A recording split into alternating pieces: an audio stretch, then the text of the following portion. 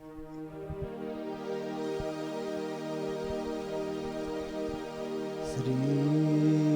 गणेशाय नमः।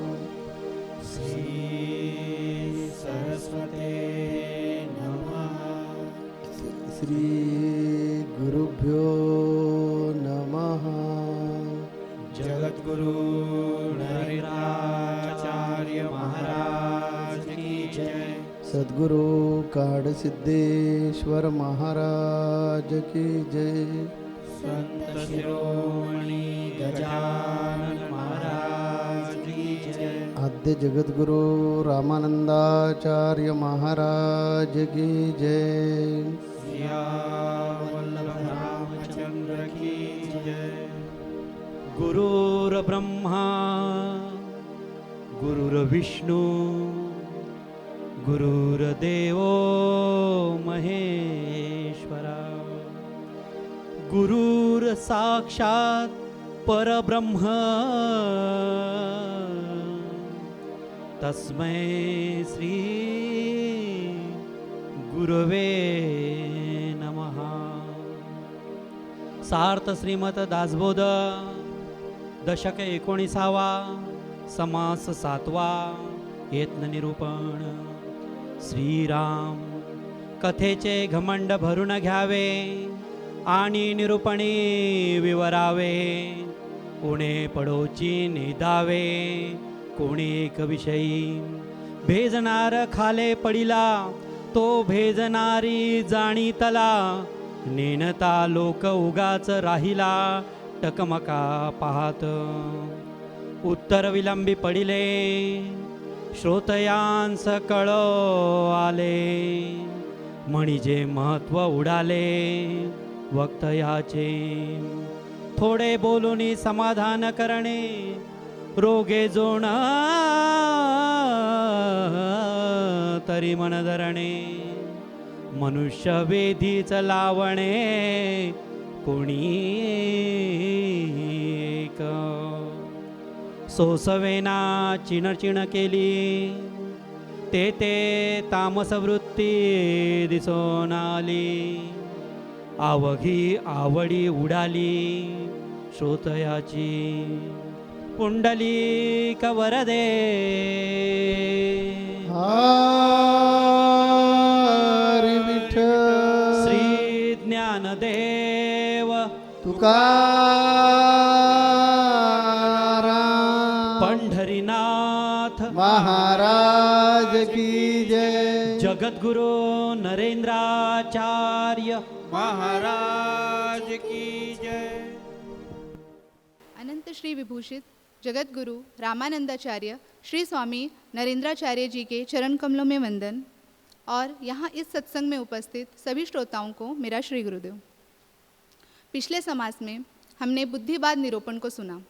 उसी क्रम में आज का हमारा समास है, आज का हमारा विषय है यत्न निरूपण अर्थात प्रयत्न निरूपण। इस समास में श्री समर्थ हमें अध्यात्म और लोक संग्रह तथा परमार्थ और समाज सेवा इनके परस्पर संबंधों के बारे में समझाते हैं।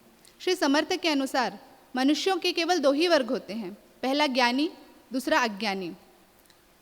हमारे समाज में हर क्षेत्र के अलग अलग क्षेत्रों में ज्ञानी और अज्ञानी दोनों ही प्रकार के मनुष्य होते हैं। आज हम यहाँ आध्यात्मिक क्षेत्र के ज्ञानी और अज्ञानी के बारे में चर्चा करेंगे।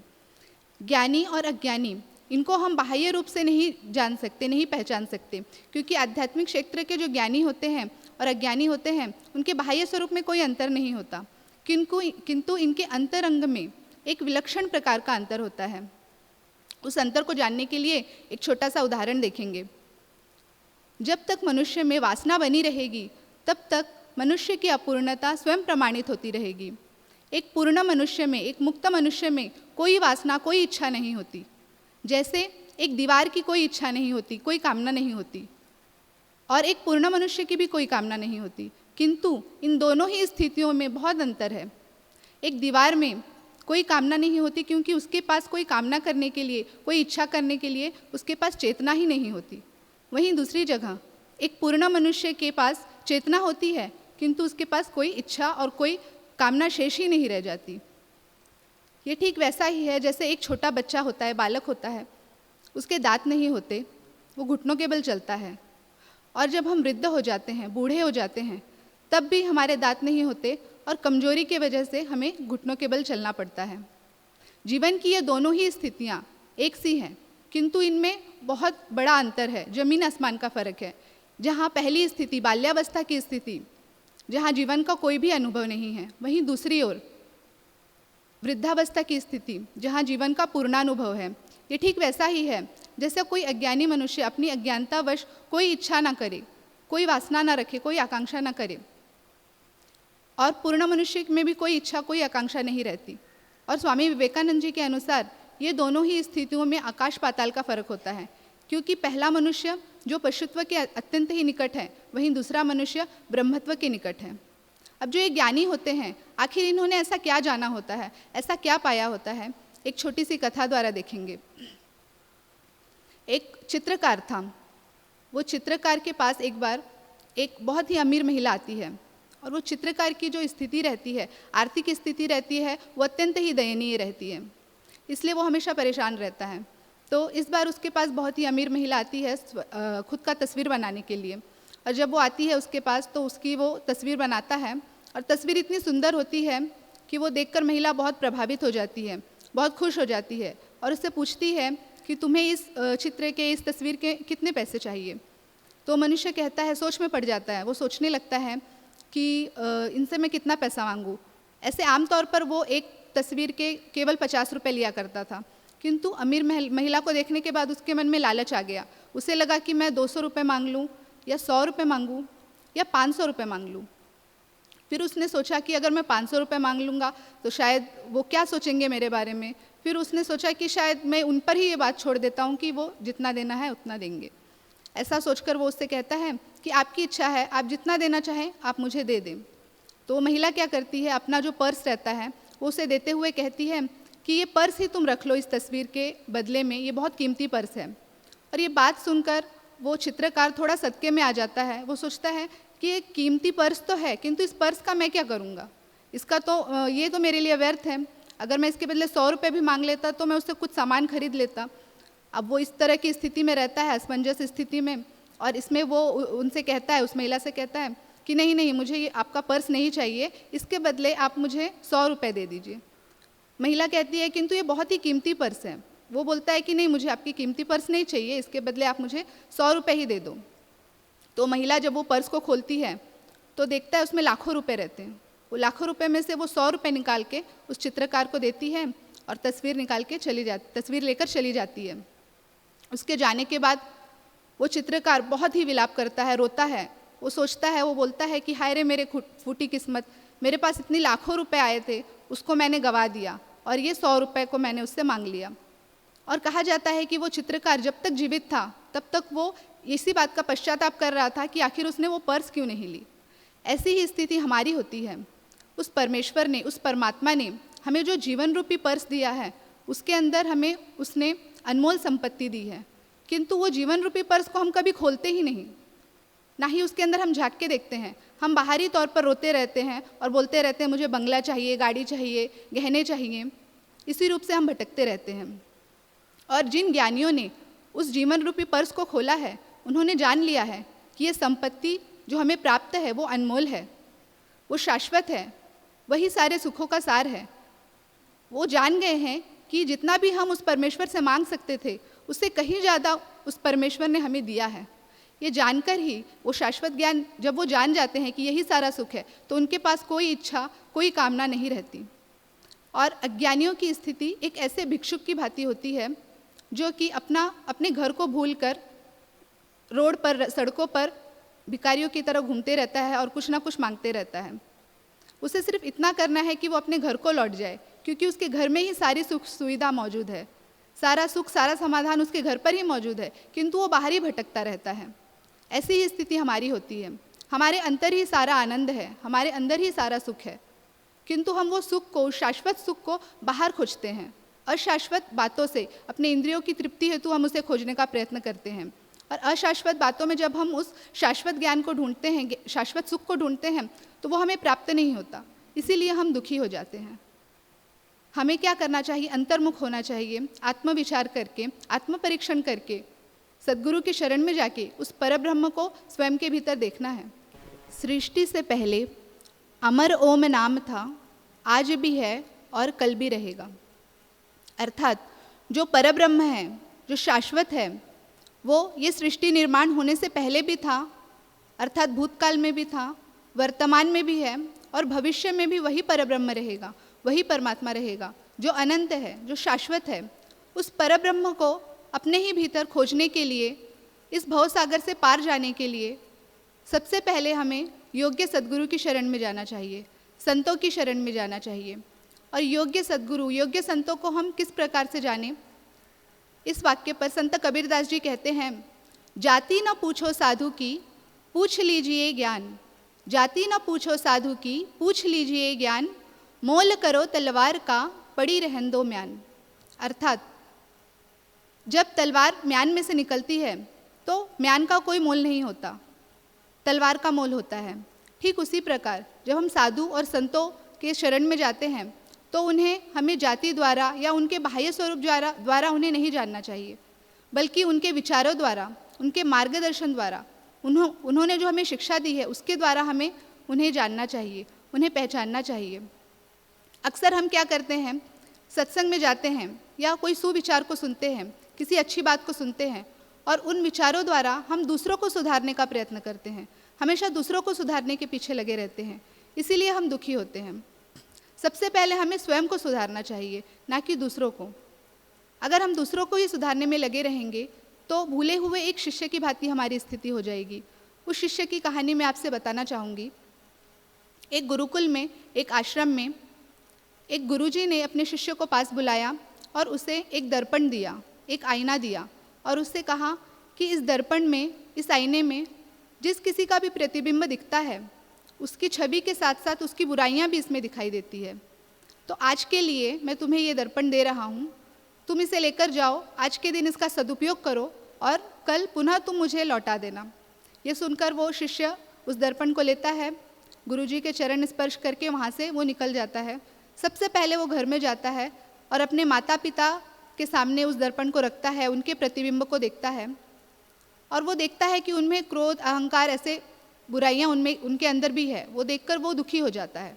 उसके बाद वो अपने रिश्तेदारों के पास, भाई बहनों के पास, आस पड़ोसियों के पास, सबके पास जाता है और सबके अंदर कुछ ना कुछ बुराइयां रहती है। ये देखकर वो दुखी हो जाता है। इसी तरह से उसका वो दिन बीत जाता है। दूसरे दिन जब वो आश्रम में जाता है तो गुरुजी उसको फिर से बुलाते हैं और उससे पूछते हैं कि तुमने इस दर्पण का क्या उपयोग किया, चलो मुझे बताओ। तो वो शिष्य कहता है कि गुरुजी सबसे पहले मैं अपने माता पिता के पास गया और उनके छवि को, उनके प्रतिबिंब को मैंने दर्पण में देखा। उसके बाद मैंने अपने रिश्तेदारों के, आस पड़ोसियों के, भाई बहनों के, सभी के छवि को इसमें देखा और मैंने ये पाया कि सभी के अंदर कुछ ना कुछ बुराइयां हैं और मैं अभी इसी सोच में हूँ कि उन बुराइयों को आखिर कैसे ख़त्म किया जाए, कैसे मिटाया जाए।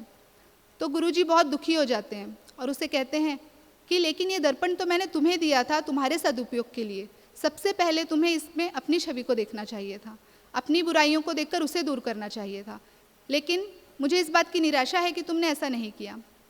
ये सुनकर वो शिष्य को अपनी गलती का एहसास होता है और वो गुरुजी से क्षमा मांगता है। ठीक उस शिष्य की ही भांति हमारी स्थिति है। भले ही भूल से या अज्ञानतावश, किंतु हम यही करते हैं, हम हमेशा दूसरों को सुधारने के पीछे लगे रहते हैं। ऐसा नहीं करना चाहिए, हमें पहले स्वयं को देखना चाहिए, स्वयं के भीतर झांकना चाहिए।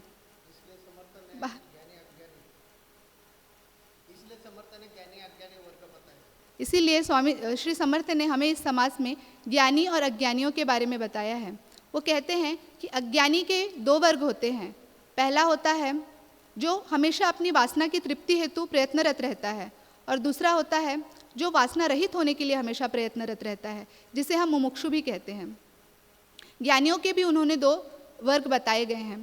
पहला प्रेम प्रधान साधक, दूसरा विचार प्रधान साधक। साधक चाहे जो भी हो, किंतु उन्हें हमेशा यही ध्यास रहता है कि वो ज्ञानी बने, वो परमात्मा स्वरूप बने, सिद्ध बने। और ज्ञानी जो होते हैं वो अत्यंत ही विकार रहित होते हैं, निरअहंकारी होते हैं, समत्व बुद्धि रखने वाले और दयावान होते हैं। वो उनके हाथों से हमेशा ही लोगों का कल्याण होता है और उन्होंने ये जान लिया है कि लोग आखिर दुखी क्यों हैं। वो अपनी स्वार्थ बुद्धि की वजह से, देह बुद्धि की वजह से उनको वो दुख प्राप्त करते हैं और इसीलिए वो हमेशा दुखी रहते हैं। ये जानकर ही संत सिद्ध पुरुष उन्हें मार्गदर्शन करते हैं, उन्हें ये समझाते हैं कि प्रपंच से परमार्थ की ओर कैसे बढ़ा जाए, कैसे गमन किया जाए और प्रपंच में रहकर किस प्रकार से परमार्थ किया जाए। प्रेम प्रधान साधक जो होते हैं, प्रेम प्रधान ज्ञानी जो होते हैं, वो समुदाय प्रिय होते हैं, अर्थात वो सामान्य लोगों में रहकर उन्हें परमार्थ सिखाते हैं, उन्हें शाश्वत ज्ञान प्राप्त करवाते हैं। और जो विचार प्रधान साधक होते हैं, ज्ञानी होते हैं, वो एकांत प्रिय होते हैं, गंभीर स्वभाव के होते हैं। वो ज़्यादातर लोगों में घुलते मिलते नहीं, किंतु वो संभाषण द्वारा, ग्रंथ लेखन द्वारा लोगों को मार्गदर्शन किया करते हैं। इसी प्रकार से हमें उनकी शरण में जाकर, सिद्ध पुरुषों की शरण में जाकर और ये प्रेम और विचार, इन दो मार्गों द्वारा जाकर निस्वार्थी बनना है। श्री समर्थ के अनुसार ज्ञानी और अज्ञानी ये दो वर्ग होते हैं और जो ज्ञानी होते हैं उनमें विवेक होता है, वो सत्सद विवेक बुद्धि उनमें होती है, वे अत्यंत ही विचारी होते हैं। और श्री समर्थ के अनुसार ज्ञानियों में विचार और प्रेम, इन दोनों ही बातों का समतोल होना अत्यंत आवश्यक है। और श्री समर्थ ने इस दासबोध में, इस ग्रंथ में जैसे महंतों का, जैसे संतों का वर्णन किया है, ठीक वैसे ही संत का प्रत्यक्ष उदाहरण जगतगुरु श्री हमारे समक्ष हैं। जगतगुरु नरेंद्राचार्य जी महाराज हमें प्रपंच में रहकर आध्यात्म करना सिखाते हैं और दूसरी ओर वो हमें इस संसार की नश्वरता को भी समझाते हैं। वो लोगों की समस्याओं को सुनते हैं और उस पर योग्य मार्गदर्शन करते हैं और एकांत में रहकर साधना भी करते हैं। उनमें प्रेम और विचार, इन दोनों ही बातों का एक विलक्षण मिश्रण हम देखते हैं। जगतगुरु श्री और श्री समर्थ के अनुसार जो ज्ञानी होते हैं उनमें लोगों को संग्रह करके उन्हें संभालने की कला होना अत्यंत आवश्यक है, क्योंकि अनेक लोगों के अनेकों मतों को एक मत करने की कला महंतों में होना चाहिए। और इस वाक्य के अनुसार आज लाखों करोड़ों भक्त और शिष्यगण का श्रद्धा स्थान है जगतगुरु नरेंद्राचार्य जी महाराज। जगतगुरु श्री ने इतने सारे लाखों करोड़ों भक्तजनों को प्रेम के एक ऐसे विलक्षण बंधन से बांध रखा है जो कि अटूट है। जगतगुरु श्री कहते हैं कि हमें अपनी आत्मा पर विश्वास रखना चाहिए, आत्मविश्वासी बनना चाहिए। आत्मनिर्भरता ही सच्चा पुरुषार्थ है। आत्मविश्वासी जब हम बनेंगे, आत्मनिर्भर जब हम बनेंगे, तो हमें कोई भी कार्य असंभव नहीं है। हम जगत गुरु श्री को देखते हैं, वो भी हमारी तरह मनुष्य है, 5 तत्वों से ही उनकी काया बनी है, 3 गुण उनमें भी हैं, किंतु अगर वो ज्ञानी बन सकते हैं तो हम क्यों नहीं। और जगतगुरु श्री की यही अपेक्षा है कि उनका हर एक भक्त, हर एक शिष्य ज्ञानी बने, उस स्वस्वरूप स्थिति को प्राप्त करे। इसीलिए हमें उनकी इस अपेक्षा को पूरा करना है, उनकी इस अपेक्षा पर खरा उतरना है, ज्ञानी बनना है। हमारा जो मन है, ये मन अज्ञान की वजह से फंस जाता है। अज्ञानी जीव, उसको अध्यात्म शास्त्र में बद्ध बोला जाता है। अभी सविस्तर तो नहीं बोल सकते क्योंकि टाइम खत्म हो गया है, इस कारण संक्षिप्त में हम बोलेंगे कि अज्ञानी जीव खुद को बांध कर लेते और संकुचित जीवन जीने का प्रयास करते हैं। और मुमुक्षु जो है वो अपने में जो गुण दोष है, अच्छे और बुरे जो गुण है, वो ढूंढने का प्रयास करते हैं। हमें क्या बनना चाहिए? मुमुक्षु बनना चाहिए। ढूंढने की आदत हमारे में लगनी चाहिए।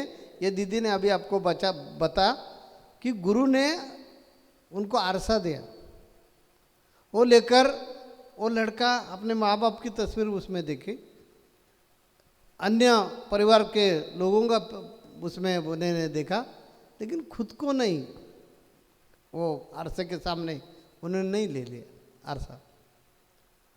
हमें ये जो आदत लग गई है, हम ऐसे उंगली करते हैं। हम साधु संत वैसे नहीं करते। हम ये कभी भी ध्यान में रखते हैं, ऐसी उंगली करते पर समय ये 3 उंगलियां हमारे तरफ निर्देश कर रहे हैं। तो हमने खुद ने सुधारने की आवश्यकता है। हम सुधारे नहीं तो लोगों को बोलने का हमें अधिकार नहीं पहुंचता। इस कारण हमें क्या बनना चाहिए कि अच्छा साधक बनना चाहिए। और साधक बनने के लिए ध्यान चाहिए, हमारा ध्येय चाहिए कि हमें आत्मज्ञान मिलवाने का ही है, कौन से भी हालत में। ये जब हम ध्यास ले लेंगे तब हम मुक्त हो जाएंगे। नहीं तो हमने कितने भी किताब पढ़े, ज्ञानेश्वरी हमारी मुखदगत हो, या अमरकोश ग्रंथ हमारा मुखदगत हो, या गीता हमारी मुखदगत हो,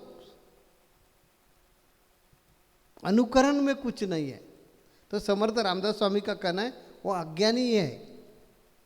भले उनकी वो तपस्या कितनी भी हो, कितना भी बड़ा समर्थ हो, लेकिन जब तक उनमें असली मुमुक्षुत्व जागरूक नहीं होता है, असली साधक वृत्ति उनमें जागरूक नहीं होती, तब तक वो आत्मज्ञान पर या आत्मज्ञान कभी भी नहीं मिल पाएगा। इस कारण समर्थ रामदास स्वामी जी का कहना है कि हर व्यक्ति ने क्या करना चाहिए, साधना करना चाहिए। जब तक हम साधना करते हैं तब तक हमारा मन जो है वो पॉलिश रहता है, साफ सुथरा रहता है।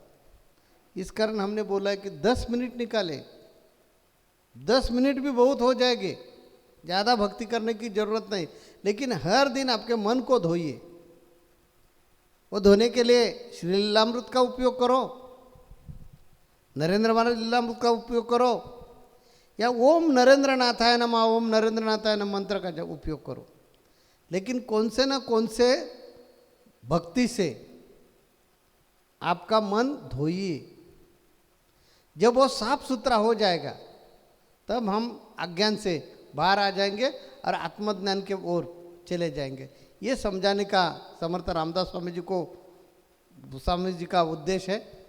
इस पर बहुत बोल सकते हैं लेकिन टाइम खत्म हो गया है, इसी कारण हम इतना ही आज बताएंगे कि आपका मन जो है तो वो पहला साफ करो, मन स्वच्छ कीजिए, तो हम हमारे अज्ञान से छुट्टी हो जाएगी।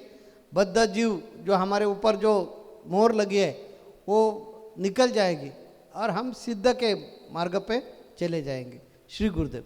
जगत गुरु नरेंद्राचार्य महाराज की जय। सद्गुरु काड़ सिद्धेश्वर महाराज की जय। संत शिरोमणि गजानन महाराज की जय। आद्य जगत गुरु रामानंदाचार्य महाराज की जय। सिया वल्लभ रामचंद्र की जय।